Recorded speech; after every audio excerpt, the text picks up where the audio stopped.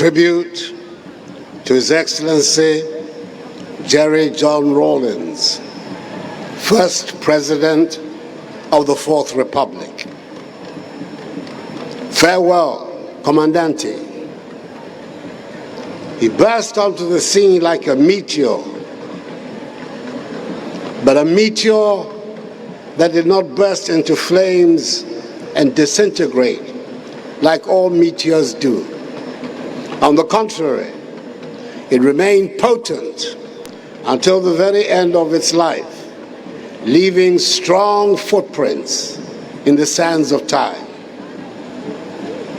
The turbulent occurrences of the 1970s in Ghana, the overthrow of the Second Republic and the Progress Party government by the military coup of 13th January 1972, the takeover of power by the Colonel Ike Champong-led National Redemption Council and subsequently the Supreme Military Council, the proscription of multi-party democracy, the professional strike of 1976, the March 1978 referendum on the proposal to entrench military rule through the Union Government concept, the formation of the People's Movement for Freedom and Justice, PMFJ, to mobilize the no vote in the referendum, the consequences of the vote, and the conspiracy to abduct the Electoral Commissioner, the palace coup that removed General Kutua Champong from office and ushered in General Fred Akufo in his stead, culminated in the emergence of Flight Lieutenant Jerry John Rawlings in the political space of our country. Charismatic, energetic, fearless leader. Such were the attributes ascribed by many Ghanaians to the man, Jerry John Rawlings, the young Air Force officer who announced his presence in Ghana's politics by the abortive coup of May 15, 1979, and was sentenced to death for his part in the failed effort. He gave at his trial an important insight into his character when he stood up before the military tribunal to accept sole responsibility for the attempt and to request the NCOs who were being tried with him to be absolved and freed by the tribunal. The great events that were to define his character and career followed quickly after his trial, conviction, and sentence. 3 weeks later, whilst awaiting execution of his sentence, he was dramatically freed from prison by the insurgents of what has come to be known as the June 4th uprising, when junior officers and other ranks of the Ghana Armed Forces banded together to throw out the Supreme Military Council and install the Armed Forces Revolutionary Council, AFRC, headed by Flight Lieutenant Jerry John Rawlings. Thereafter, JJ to all and sundry in Ghana. It is no wonder that he came to regard June 4th as, quote, that defined day, unquote. He re-emerged as chairman of the Provisional National Defense Council, PNDC, when he led a successful coup that brought the short-lived Third Republic to an end on 31st December 1981. The tumultuous and at times lawless incidents of the AFRC 3-month tenure of office and of the early years of PDNC rule are matters of record, winning him passionate admirers, vociferous critics, and determined lifelong enemies, all at the same time. He was the longest-serving ruler in our history, 11 years as a military leader and 8 years as a twice-elected civilian president, making 19 years in all. He was fortified in his work by his union with his celebrated consort, the equally dynamic Nana Konadu Agyeman Rawlings, who proved to be a sturdy pillar and invaluable companion to the very end, and who bore him 4 children, the eldest of whom, Zaneto, is continuing his tradition of public service. It was no secret that the relation that existed between the two of us, right from the heady days of 1979 through to my brief period in exile, his assumption of office as the first president of the Fourth Republic, the historic Kunipreko demonstrations, my period as Attorney General and Minister for Foreign Affairs in the Akufo administration, to be my elected the 2008 NPP presidential candidate, was one of open animosity. We did not see eye to eye. However, with time, things changed. We came to see value in each other and understood to a very large degree our respective perspectives. One thing we had in common was our mutual commitment to public service. My visit to his ridge residence in 2012 signified the easing of tensions between us, leading to a friendship that lasted for the better part of some 8 years. Indeed, when the Ghanaian people in 2016 reposed for the first time their confidence in me in the elections of that year, one of the first persons on whom I paid a courtesy call was His Excellency Jerry John Rawlings. From my entry into office, right up to the day he was called by his maker, he remained a good friend and a repository of sound advice. I knew that in moments of difficulty in my presidency, I could count on his considerable wealth of experience and knowledge. On those occasions, he came through for me. There was a symbolic gesture. He advanced to me at the funeral of his late mother, Madam Victoria Agbotui, held at the forecourt of the State House on 24th October 2020. It was to be our last time together. He was called up by the clergy to receive special prayers as the only surviving son. He told the men of God to wait and call for me to walk up to join him to receive the special prayers.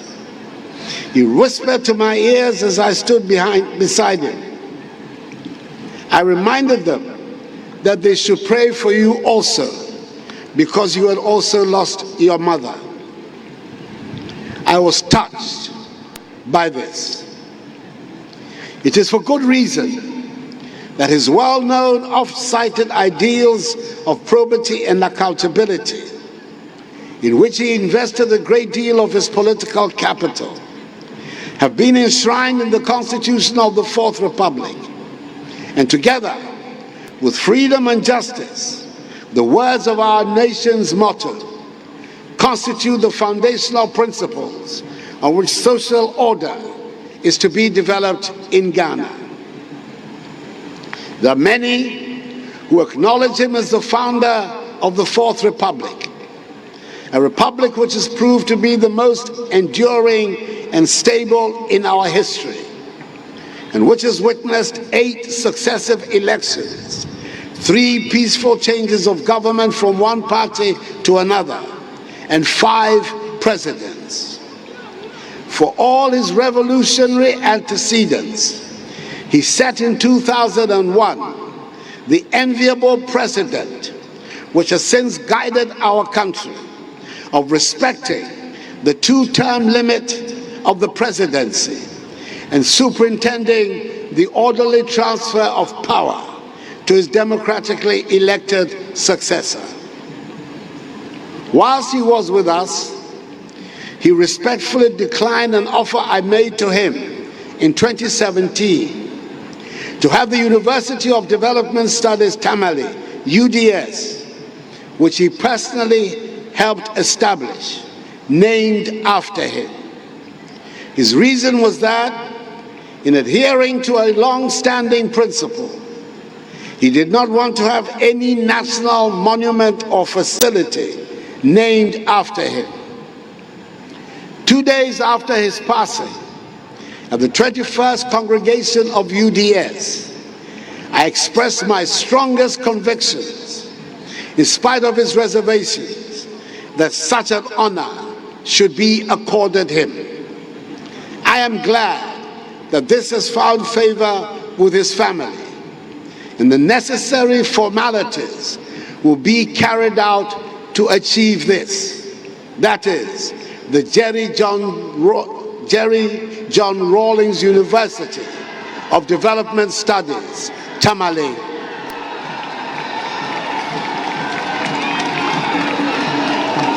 Such is the measure of the man that the days associated with his political intervention in Ghanaian history, i.e. 15th May, 4th June, 31st December, and 7th January, are now significant days in the calendar of the nation. But the most significant of them all must be 7th January 1993, the day that ushered in the Fourth Republic. It is in recognition of this that I decided to commemorate 7th January as Constitution Day on the national calendar. It is perhaps the greatest tribute a grateful nation can offer to the men and women whose efforts led to the establishment of the Fourth Republic. It is my hope and prayer that he remains forever the longest-serving head of state in our nation's history, for that would mean that the Fourth Republican Constitution and its enshrined term limits have endured. His actions were not limited to Ghana only. The African nationalist that he was, he held unwavering positions on all matters concerning the wider continent of Africa, especially when they involved foreign interference and control of Africa's destiny, and was quick to voice his views on them. His chairmanship of the ECOWAS Authority of Heads of State and Government set the example whereby virtually all his successors, John Agyekum Kufuor, John Dramani Mahama and I, the second, fourth, and fifth presidents, respectively, of the Fourth Republic, have been honored by their peers with the occupancy of that high office, reinforcing the Pan-African vocation, which has been an essential element of Ghanaian public policy since independence. I called him Comandante because of his admiration for the famous Latin American revolutionaries, Fidel Castro, Hugo Chavez, and Daniel Ortega, a nickname which seemed to please him. I believe that history on balance will be kind to him and will render a positive verdict on his contribution to the evolution of our nation and the entrenchment of its democratic institutions and culture. It is entirely appropriate and fitting that he should receive a state funeral with full honors to express the gratitude of the nation for that contribution.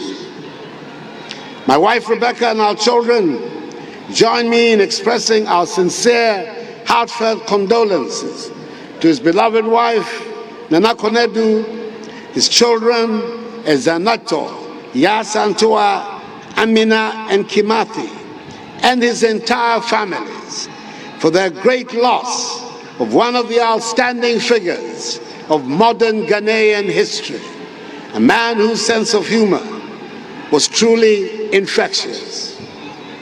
Comandante, rest and abide in perfect peace in the bosom of the Almighty until we all meet again on the last day of the resurrection. Farewell, God bless, and thank you for all your help. His Excellency Nana Dankwa Akufo-Addo, President of the Republic of Ghana, as tribute to the man he called the Commandante, Flight Lieutenant Jerry John Rawlings.